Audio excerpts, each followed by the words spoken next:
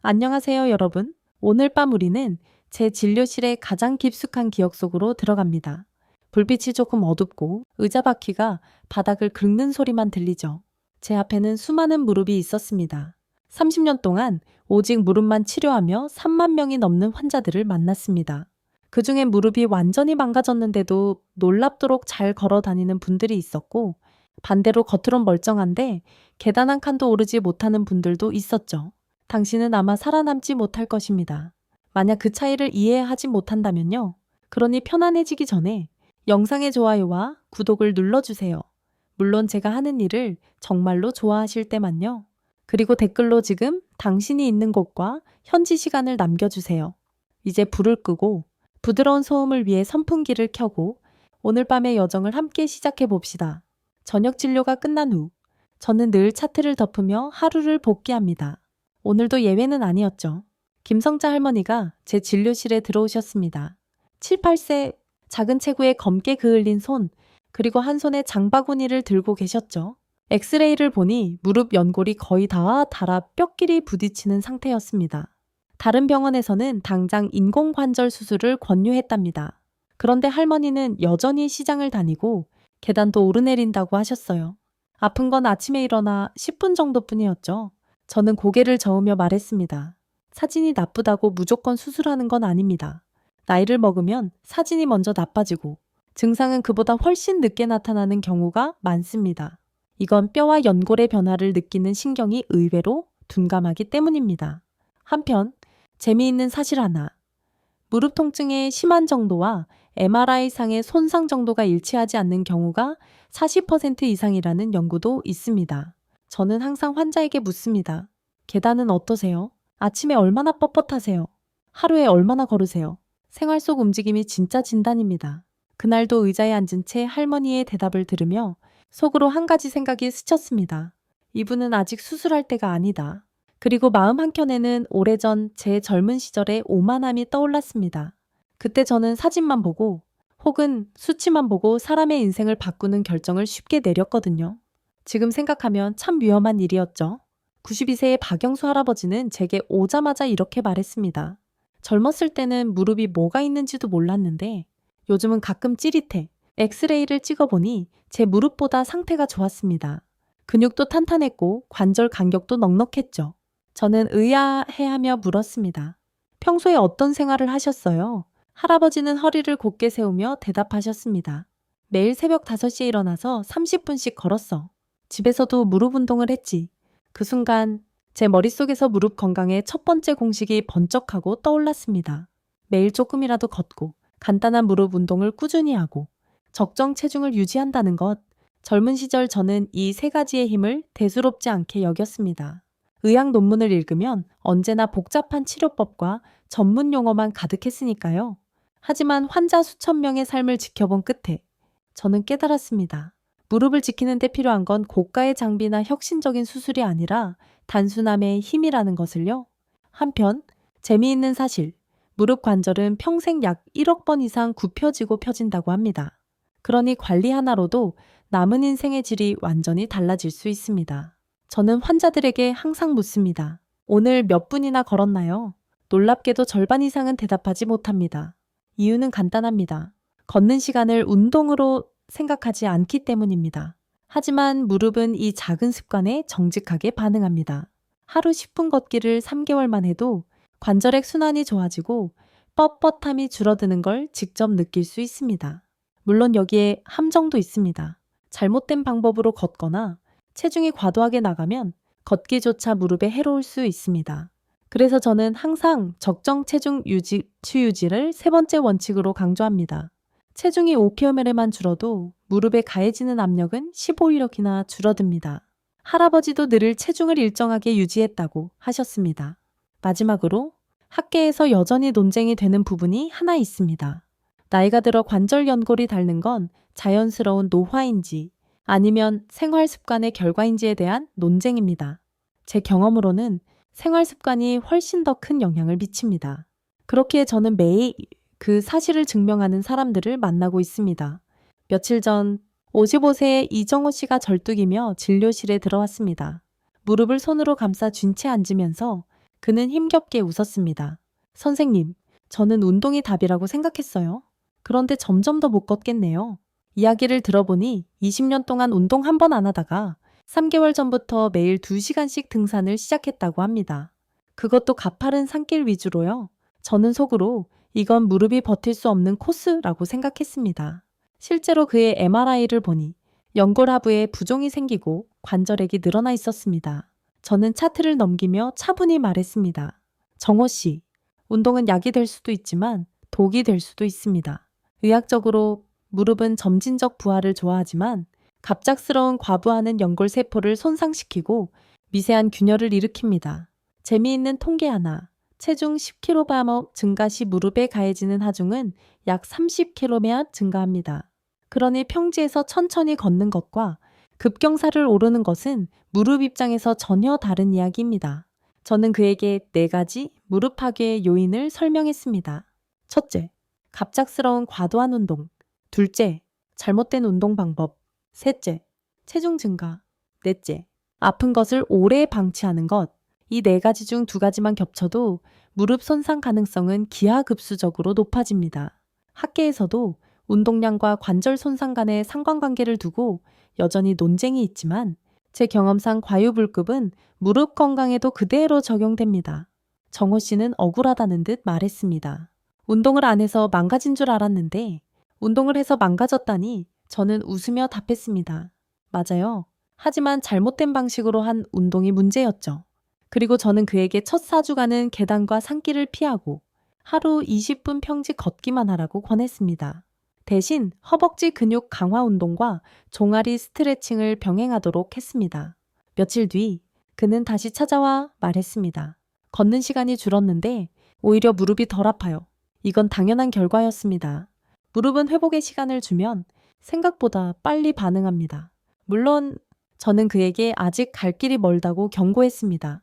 무릎 건강은 단거리 경주가 아니라 마라톤이니까요. 오늘 진료실에 들어온 환자 중 한 명은 63세의 최은자 씨였습니다.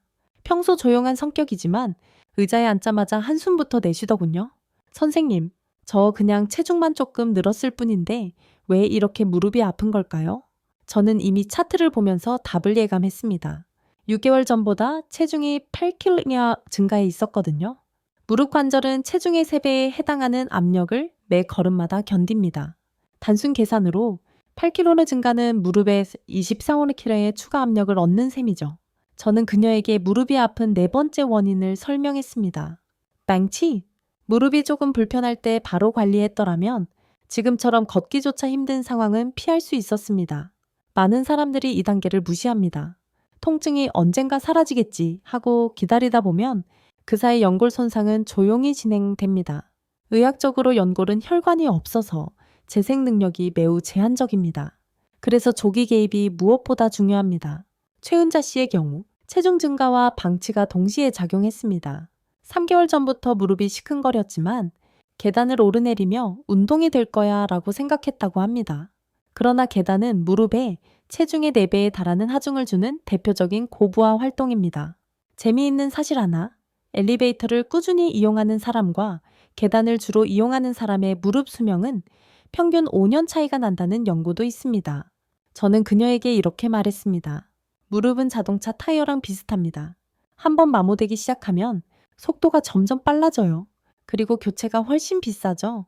은자 씨는 씁쓸하게 웃더군요. 저는 생활 습관을 바로잡는 것이 최우선이라고 강조했습니다. 우선 체중 감량을 위해 매일 20분 평지 걷기, 하루 10분 무릎 강화 운동, 그리고 철저한 엘리베이터 생활. 물론 이런 조언을 들으면 대부분은 이 정도로 괜찮아질까? 하고 반신반의합니다. 하지만 저는 30년간 똑같은 패턴을 봐왔습니다. 올바른 습관을 3개월만 지키면 놀랄 만큼 변화가 옵니다. 그리고 이건 단순한 의학 이론이 아니라 수천 명이 증명한 현실입니다. 몇 해 전, 저는 제 인생에서 가장 인상 깊은 3명의 환자를 만났습니다. 공교롭게도 모두 90세를 넘긴 분들이었죠. 김두한 어르신은 하루도 빠짐없이 새벽 걷기를 했고, 박미순 할머니는 30년간 매일 의자에 앉아 다리 들기 운동을 했으며, 정병호 할아버지는 60대 이후로 체중을 6부씩 해서 한 번도 벗어나지 않았습니다. 3사람 모두 무릎이 놀라울 정도로 건강했고 엑스레이상 관절 강력이 여전히 뚜렷했습니다. 저는 그때 확신했습니다. 무릎을 살리는 습관은 복잡하지 않다는 걸요. 첫째, 매일 조금이라도 걷기. 여기서 중요한 건 시간보다 꾸준함입니다. 의학적으로 무릎 관절은 부드러운 움직임을 반복할 때 관절액이 원활히 순환되어 연골에 영양을 공급합니다. 이건 마치 오래된 문 경첩에 기름칠을 하는 것과 같습니다. 둘째, 간단한 무릎 운동. 앞서 말한 의자 다리 들기나 종아리 들기 같은 동작이죠. 이런 운동은 대퇴사두근과 햄스트링을 강화해 무릎을 안정시키고 통증을 줄입니다. 셋째, 적정 체중 유지. BMI를 23 이하로 유지하면 무릎 부담이 크게 줄어듭니다. 재미있는 사실, 북유럽에서는 80세 이상 노인의 60%가 여전히 자전거를 탈 수 있다고 합니다. 그들의 공통점은 평생 동안 걷기와 가벼운 근력 운동을 빼먹지 않았다는 거죠. 반대로 50대부터 운동을 전혀 하지 않은 한국인들 중 상당수가 70대 초반에 이미 무릎 관절염을 겪습니다. 학계에서는 아직도 나이가 무릎 건강의 주요 원인인지 생활 습관이 더 큰 요인인지 논쟁이 있습니다. 하지만 저는 수많은 환자를 보며 확신하게 됐습니다. 무릎의 수명은 생활 습관이 결정합니다. 나이 탓만 하다 보면 바꿀 수 있는 기회를 놓치게 됩니다. 이 세 가지 습관은 돈이 거의 들지 않지만 효과는 수술 못지않습니다. 물론 눈에 띄는 결과를 원한다면 3개월 이상 꾸준히 해야 합니다. 그리고 한번 좋아졌다고 방심하면 무릎은 금세 원래 상태로 돌아갑니다. 무릎은 우리의 성실함을 시험하는 장기입니다. 저는 종종 환자들에게 농담처럼 말하죠. 무릎은 배신하지 않아요. 대신 당신이 먼저 배신할 수는 있죠. 저는 수천 명의 환자들에게 같은 질문을 해왔습니다. 집에서 하는 무릎 운동 해보셨어요? 대부분의 대답은 비슷합니다. 운동이요. 시간도 없고 뭘 해야 하는지도 몰라요.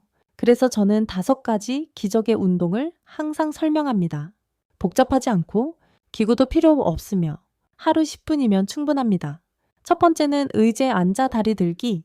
의자에 편하게 앉아 한쪽 다리를 쭉 펴고 발끝을 몸쪽으로 당긴 채 5초간 버팁니다. 이 동작은 허벅지 앞쪽 대퇴사두근을 강화해 무릎 안정성을 높입니다. TV를 보면서 하면 한 편 끝날 때쯤 200개도 거뜬히 할 수 있습니다. 두 번째는 누워서 다리 들기. 바닥에 누워 무릎을 펴고 다리를 들어 5초간 유지합니다. 햄스트링과 골반 근육을 함께 강화해 무릎과 허리에 모두 좋습니다. 세 번째는 옆으로 누워 다리 벌리기. 엉덩이 근육을 강화해 걸을 때 뒤뚱거림을 막습니다. 네 번째는 종아리 들기. 의자 뒤에 서서 발 뒤꿈치를 들었다 내리는 동작으로 종아리를 강화해 무릎 충격을 완화합니다. 마지막 5번째는 무릎 굽히기. 의자 뒤에 서서 한쪽 발 뒤꿈치를 엉덩이 쪽으로 당겼다가 천천히 내립니다. 재미있는 사실 하나, 종아리 근육은 제2의 심장이라 불립니다. 종아리 근육이 강하면 혈액순환이 좋아지고 무릎 주변 염증도 줄어듭니다. 이 운동들은 단순하지만 순서와 호흡이 중요합니다. 갑자기 어려운 동작부터 하면 무릎을 다칠 수 있으니 반드시 첫 번째부터 차례대로 진행해야 합니다. 들 때 숨을 내쉬고 내릴 때 숨을 들이마시는 것도 잊지 말아야 하죠. 학계에서는 여전히 가벼운 근력 운동이 관절염 진행을 늦출 수 있는가에 대한 논쟁이 있지만 제 경험상 이 5가지 운동은 최소한 통증 완화와 기능 개선에는 확실한 도움이 됩니다. 저는 종종 환자들에게 농담처럼 말합니다. 이 5가지를 매일 10분씩 100일만 하세요. 그 후에 저한테 와서 화내도 좋습니다. 난 안 좋아졌을 때만요. 그런데 100일 후에 화내러 오는 사람은 거의 없습니다. 대신 웃으며 들어오는 사람이 대부분이죠. 무릎 운동의 효과를 극대화하려면 단순히 하는 것만으로는 부족합니다. 저는 환자들에게 늘 3가지를 강조합니다. 타이밍, 순서, 그리고 점진적 증가. 먼저 타이밍입니다. 아침에 일어나서 하는 것이 가장 좋습니다. 밤에 운동하면 무릎이 붓는 경우가 있는데 이는 낮 동안 이미 관절이 충분히 사용되어 부하가 쌓인 상태이기 때문입니다. 아침 운동은 잠든 동안 굳어진 관절을 부드럽게 풀어주고 하루를 덜 힘들게 시작하게 합니다. 두 번째는 순서입니다. 반드시 첫 번째 운동부터 5번째 운동까지 차례대로 진행해야 합니다. 쉬운 동작부터 시작해 관절과 근육을 예열한 뒤 점점 난도를 높이는 것이 부상 방지에 필수적입니다. 재미있는 비유를 하자면 무릎도 마치 오래된 자동차 엔진처럼 바로 고속주행에 들어가면 탈이 나기 쉽습니다. 세 번째는 점진적 증가입니다. 첫 주에는 각 운동을 10회씩, 둘째 주에는 15회씩, 셋째 주에는 20회까지 늘립니다. 넷째 주부터는 그 횟수를 유지하며 꾸준히 반복합니다. 학계에서는 이런 점진적 부하 증가 원칙이 근육 발달과 관절 안정성 향상에 필수적이라는 데 대체로 동의합니다. 그리고 네 번째, 많은 사람이 간과하는 요소가 있습니다. 바로 호흡입니다. 들 때는 숨을 내쉬고 내릴 때는 들이마십니다. 숨을 참으면 복압이 올라가고 그로 인해 무릎뿐 아니라 허리에 불필요한 압력이 가해질 수 있습니다. 환자들에게 이 네 가지 원칙을 설명하면 대개 그렇게까지 신경 써야 하나요? 라고 묻습니다. 하지만 저는 30년 동안 이 작은 차이가 수술 여부를 가를 만큼 중요하다는 걸 보아왔습니다. 운동을 얼마나 오래 아래서 했느냐보다 어떻게 했느냐가 무릎의 미래를 결정합니다. 저는 늘 마지막에 이렇게 말합니다. 무릎은 참을성이 있지만 무심함에는 오래 버티지 않습니다. 이 말의 환자들은 고개를 끄덕이면서도 속으로 내일부터 해야지라고 생각하죠. 그러나 내일은 금방 다음 주가 되고 다음 달이 됩니다. 그래서 저는 웃으며 한마디를 덧붙입니다. 내일이 아니라 오늘, 그리고 지금 하세요. 무릎이 아픈 환자들 중 상당수는 이렇게 말합니다. 선생님, 저 운동 열심히 해요. 매일 1시간씩 걷거든요. 하지만 제가 자세히 물어보면 대부분이 평지보다는 오르막길이나 계단, 심지어 무거운 장바구니를 들고 다니면서 걷는 경우가 많습니다. 문제는 그게 무릎에 좋은 운동이라고 착각한다는 겁니다. 걷기 자체는 훌륭한 활동이지만 무릎에 부담을 주지 않는 조건에서 해야 합니다. 오르막길과 계단은 무릎에 최대 체중의 4배 이상의 하중을 주고 무거운 짐은 그 하중을 더 키웁니다. 재미있는 사실 하나, 미국 정형외 과학회 보고서에 따르면 무릎 관절염 환자 중 60% 이상이 좋은 운동을 하고 있다고 믿지만 실제로는 관절 손상을 악화시키는 패턴을 반복하고 있다고 합니다. 저는 환자들에게 무릎을 살리는 운동과 무릎을 죽이는 운동을 구분하는 법을 알려줍니다. 죽이는 운동에는 과도한 계단 오르기, 급경사 등산, 쪼그려 앉아 청소하기, 무거운 짐 들고 걷기가 있습니다. 반대로 살리는 운동은 평지 걷기, 실내 자전거 저항 약하게, 수영, 그리고 앞서 말한 5가지 근력 운동입니다. 또 하나, 무릎 건강을 지키는 데 있어서 운동보다 더 중요한 건 생활 습관입니다. 그중 1위는 바닥 생활을 완전히 버리고 의자 생활로 바꾸는 것입니다. 무릎 관절은 90도 이상 구부러질 때 압력이 급격히 증가하기 때문에 좌식 생활은 관절에 지속적인 손상을 줍니다. 2위는 매일 10분 무릎 운동, 3위는 적정 체중 유지입니다. 이 부분은 학계에서도 흥미로운 논쟁이 있습니다. 일부 연구자들은 운동량이 가장 중요한 요소라고 주장하지만 저는 습관이 더 강력한 영향을 미친다고 생각합니다. 왜냐하면 운동은 하루에 1.2시간이지만 습관은 24시간 동안 무릎에 영향을 미치기 때문이죠. 환자들에게 이 이야기를 하면 대부분은 고개를 끄덕이다가도 집에 가면 다시 바닥에 앉습니다. 그래서 저는 농담 반 진담 반으로 이렇게 말합니다. 무릎이 바닥과 헤어지지 않으면 언젠가 바닥에만 눕게 될 겁니다. 그러면 다들 웃지만 표정 속에는 조금의 경계심이 스칩니다. 갑자기 무릎이 아프거나 부었을 때 많은 사람들이 본능적으로 하는 행동이 있습니다. 온찜질, 마사지, 그리고 조금만 걸어보면 나아질 거야 라는 시도입니다. 하지만 이 3가지는 급성 통증 상황에서 최악의 선택입니다. 염증이 발생한 무릎에 열을 가하면 혈류가 증가해 부종이 심해지고 마사지는 미세 손상을 더 악화시킬 수 있습니다. 억지로 걷는 건 손상된 조직에 더 큰 압박을 주죠. 정형외과 교과서에서도 명확히 말합니다. 부기와 통증이 동반된 급성 무릎 손상은 라이스 원칙을 따라야 한다고요. 레스탄정, 아이체냉 찜질, 컴프레시온 압박, 엘리베이션 심장보다 높게 저는 여기에 하나를 더 추가합니다. 움직임 제한, 필요 이상으로 무릎을 굽히거나 펴는 동작을 피해야 합니다. 예전에 68세의 강현옥 씨가 계단에서 발을 헛디뎌 무릎을 삐끗하고는 다음날까지 버티다 저를 찾았습니다. 이미 무릎은 풍선처럼 부어 있었죠. 그는 그날 집에 돌아가 온찜질을 하고 통증 완화를 위해 주변을 주물렀다고 했습니다. 결과적으로 염증 반응이 심해져 회복 기간이 2배로 늘어났습니다. 재미있는 사실, 무릎 관절에서 뚝 소리가 나면서 날카로운 통증이 나타나면 십자인대 손상이나 반월상, 연골판 파열 가능성이 높습니다. 이런 경우는 즉시 병원에 가야 하며 집에서 기다리면 손상이 악화될 수 있습니다. 아침에 일어나 무릎이 뻣뻣할 때는 침대에서 바로 일어나지 말고 5분간 무릎을 천천히 굽혔다 펴기, 따뜻한 수건 올리기, 그리고 천천히 발을 바닥에 내리기를 추천합니다. 급성 손상이 아니라면 이런 작은 준비 운동이 하루의 무릎 컨디션을 크게 바꿉니다.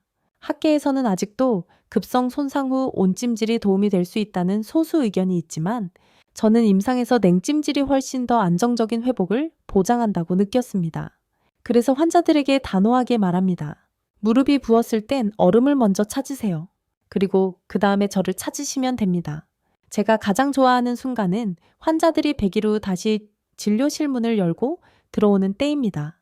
3달 전만 해도 계단을 내려갈 때마다 얼굴을 찡그리던 사람들이 이제는 웃으며 제 앞에 서 있죠.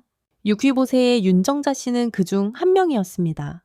처음 왔을 때 그는 무릎 보호대 없이는 버스 한 정거장도 걷기 힘들었지만 오늘은 손주와 한강 공원을 걸었다며 사진을 보여주더군요. 사진 속 그는 모자를 눌러 쓰고 환하게 웃고 있었습니다. 정자 씨가 해온 건 거창하지 않았습니다. 의자에 앉아 다리 들기 10분, 매일 평지 걷기 20분, 그리고 철저한 의자 생활. 체중은 4kg 줄었고 무릎 통증은 절반 이하로 줄었습니다. 재미있는 사실, 체중 5kg 감량 시 무릎 압력은 약 15km 줄어듭니다. 이건 단순한 숫자가 아니라 계단을 오를 때의 한숨을 없애는 무게이기도 합니다. 물론 모든 환자가 같은 속도로 회복하는 건 아닙니다. 어떤 분들은 더디게 좋아지고 어떤 분들은 중간에 포기합니다. 하지만 확실한 건 무릎 건강은 나이보다 선택에 달려 있다는 겁니다. 학계에서도 고령에서도 운동과 생활 습관 조정이 무릎 기능 유지에 효과가 있다는 연구가 점점 더 늘고 있습니다. 저는 진료가 끝날 때마다 이렇게 말합니다. 무릎은 운명이 아니라 결과입니다. 오늘의 선택이 10년 뒤의 무릎을 만듭니다. 환자들은 고개를 끄덕이며 돌아서지만 저는 그 뒷모습이 다시 계단을 오르내릴 때 어떻게 달라질지 상상합니다. 100일 후의 모습을 그려보세요. 계단을 걱정 없이 오르내리고 손자와 마음껏 뛰놀며 여행길에서 불편함 없이 걷는 당신. 이건 꿈이 아니라 오늘 당장 시작할 수 있는 현실입니다. 무릎은 변화를 기다리고 있습니다. 그저 당신이 먼저 움직이기만 하면 됩니다. 30년 동안 무릎만 치료해온 의사인 저는 수만 명의 환자를 보며 중요한 결론에 도달했습니다. 무릎 건강은 나이보다 생활 습관의 결과이며 90%는 수술 없이도 회복할 수 있습니다. 핵심은 3가지, 매일 조금이라도 걷기, 간단한 무릎 운동, 적정 체중 유지, 여기에 잘못된 운동과 생활 습관을 피하는 것이 필수입니다. 저는 5가지 간단한 근력 운동과 4가지 원칙 타이밍, 순서, 점진적 증가, 올바른 호흡을 통해 무릎을 안전하게 강화하는 방법을 제안합니다. 급성 통증 시에는 냉찜질과 안정이 우선이며 잘못된 처치는 회복을 늦춥니다. 100일만 성실히 실천하면 계단을 자유롭게 오르고 통증 없이 걷는 삶을 되찾을 수 있습니다. 무릎은 운명이 아니라 선택의 결과입니다. 오늘의 선택이 당신의 10년 후를 바꿉니다.